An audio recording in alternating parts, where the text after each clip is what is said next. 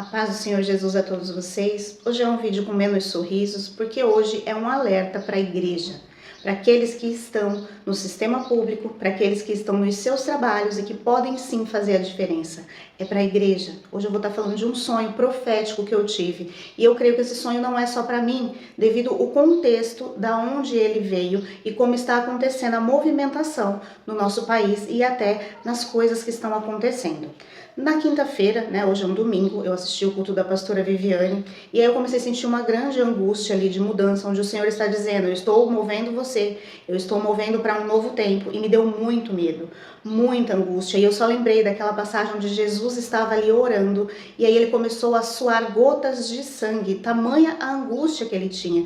E em um determinado momento ele fala: Senhor, se possível, passa de mim este cálice, mas que tudo que seja feito a tua vontade, porque não é fácil enfrentar aquilo que precisa ser enfrentado para que a malignidade deste mundo caia, E eu tive essa angústia muito grande, mesmo medicada, minha alergia brotou muito forte e ali eu senti Jesus, tendo que passar por grande aflição, mas ele sabia que o plano de Deus é bom, perfeito e agradável.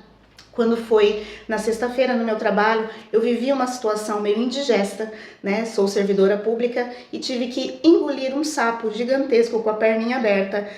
Claro que me posicionando, porém ali eu consegui ver como que o sistema, já vejo há muito tempo, mas ali eu tive que suportar algumas coisas e me incomodou. Quando foi da sexta para o sábado, eu dormi e não tive esse sonho.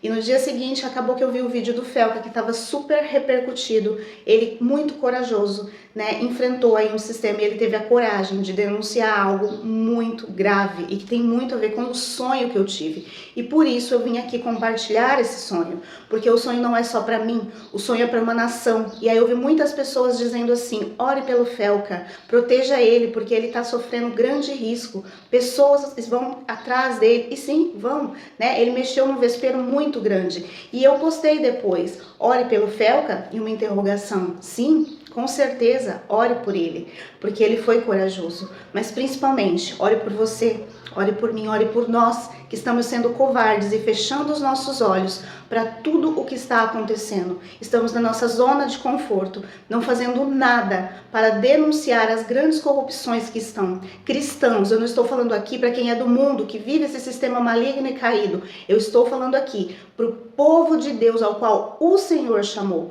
Eu sou funcionária pública não por uma escolha minha, mas porque o Senhor falou: você vai entrar no sistema, você vai ser diferença, você vai ser luz do mundo, sal da terra, você não vai ser como os outros, você vai ser guiada por mim. Então não se corrompa, eu te colocarei lá. E assim está. E a gente às vezes acaba o quê? Cedendo, engolindo, e não é esse o nosso papel, por medo. E neste sonho que eu vou contar aqui, vocês vão entender um pouquinho do que eu estou dizendo, do que o Senhor está querendo dizer para você e para mim, tá bom? Então eu vou contar esse sonho aqui para vocês. Bom, agora eu vou contar aqui o sonho profético que o Senhor me deu. Era um contexto, nós estávamos na rua, eram várias pessoas, um grupo de pessoas que estava comigo ali na rua, conversando naturalmente como um dia comum. Dessas pessoas todas, eu só reconhecia, sabia que todos eram conhecidos meus, mas eu só reconhecia da minha vida real uma pessoa que é uma pessoa do meu trabalho, que também é cristã. E aí, de repente, parava um carro de polícia ao lado e o nosso sentimento daquele grupo era assim: gente, fica todo mundo quietinho que eles não vão incomodar a gente. Então a gente meio que baixava a cabeça, desviava o olhar daquele carro de polícia e tentava fingir que a gente não estava ali. E aí eu começava a observar, eu comecei a olhar e descia uma criança daquele carro, da polícia, e o carro ficava ali parado. Essa criança descia com uma droga, um cigarro, como se fosse um cigarro de maconha, e ia para um bando de pessoas, um grupo de pessoas que estava à frente, oferecendo uma criança com o rosto muito inocente, assim, meio desnorteada, com aquele cigarrinho na mão, e oferecendo para aquelas pessoas ali. E aí aquele grupo de pessoas começava a ter uma atitude complexa, gente. Alguns nomes eu não vou falar aqui, tá? Mas começavam a incomodar aquele menino e para um nível desta criança. Começavam a violar o direito do corpo dessa criança ali. E começou aquela cena indignante com aquela criança, aquele grupo de pessoas que estava ali, começou a violar este direito ao próprio corpo desta criança em praça pública E eu comecei a ficar extremamente indignada e olhava para essa minha colega que eu conheço e ela também, a gente comunicava por pensamento e nós estávamos completamente indignadas e chorando e olhava para a polícia e falava, eles não vão fazer nada no nosso pensamento e na comunicação. E eu falava, eu vou lá, mas se eu for lá eles vão me matar. E aí ela também pensava, se eu for lá eu vou matar, e a gente começava a se angustiar muito, porque aquilo era muito errado. As outras pessoas que estavam com a gente não estavam se incomodando. As pessoas que estavam na rua não estavam se incomodando e começaram a se aproximar daquela cena. E o negócio começou a ficar muito mais intenso, com agressões físicas, outras pessoas chegando e participando daquela cena horrível, extremamente angustiante no meio da rua. E eu chorava muito, eu e minha colega chorava muito, mas a gente sentia muito medo e falava, nós não podemos ir lá e nem falar nada, porque senão nós vamos morrer também. E chorando.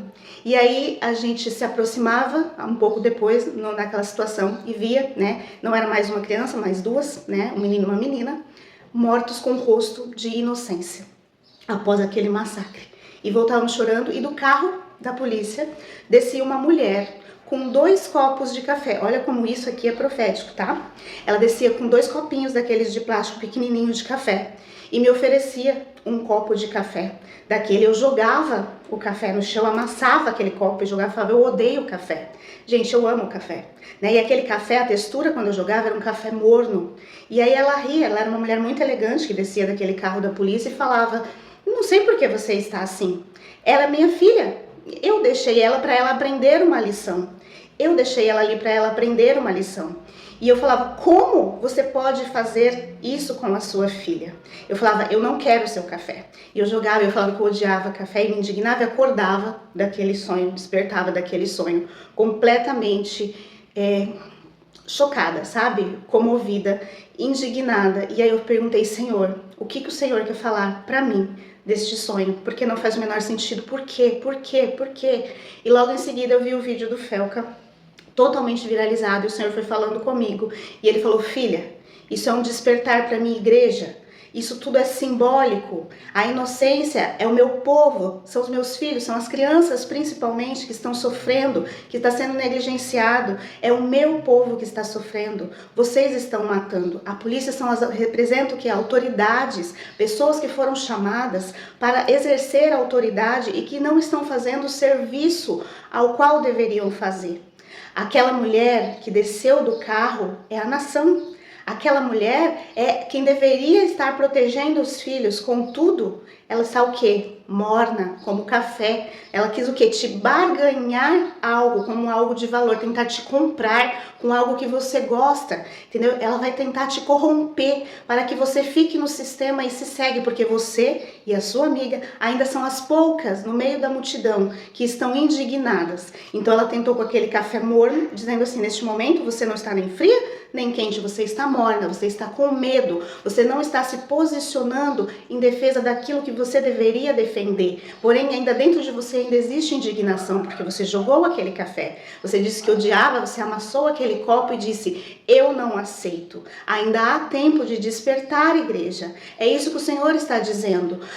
A nação está corrompida. Existe alguém que deveria ser a mãe e não está protegendo? E aqui vem uma palavra, tudo bem? Que está lá em Isaías 49, do 15 e 16, que diz o seguinte. Pode uma mulher esquecer-se tanto do seu filho que cria, que se não compadeça dele, do filho de seu ventre? Mas ainda que esta se esquecesse, eu todavia não me esquecerei de ti. Então o Senhor não vai se esquecer de ti. Eis que nas palmas das minhas mãos eu tenho gravado, os teus muros estão continuamente perante mim. Ou seja, pode a nação, pode o presidente, pode aqueles que estão exercendo poder e autoridade, que estão a cargos para fazer a diferença, estão se vendendo. Eles podem se esquecer, ainda que o Senhor os colocou lá dentro. Mas o nosso Deus está indignado, Ele está furioso. E sim, eu fico muito feliz que o Felca teve a coragem, ele foi um dos corajosos. Né? Por quê? Porque sim, você corre risco de morte. Jesus, quando se levantou neste país, quando ele foi enfrentar os fariseus, as autoridades, os poderes desta terra, ele foi crucificado. Contudo, ao final ele venceu, porque maior é o que governa sobre a nossa vida. Não estou dizendo que seja fácil, né, fazer certo. Eu ouvi isso da minha colega de trabalho na situação que aconteceu na sexta-feira. Não significa que fazer certo seja fácil.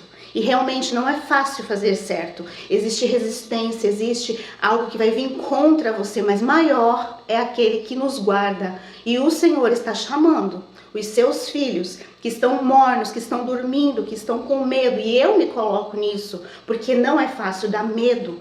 Dá medo porque eles ameaçam, eles gritam, né? É um mundo pantanoso e sujo porque envolve muito dinheiro, envolve muitas outras coisas, envolve egos e reputações. Porém nós, enquanto filhos de Deus, colocados, seja onde você estiver, você é filho de Deus e foi o Senhor que te colocou, você chamou para defender a inocência, você chamou para defender aqueles que são oprimidos. Você tem um legado e o Senhor vai cobrar de você.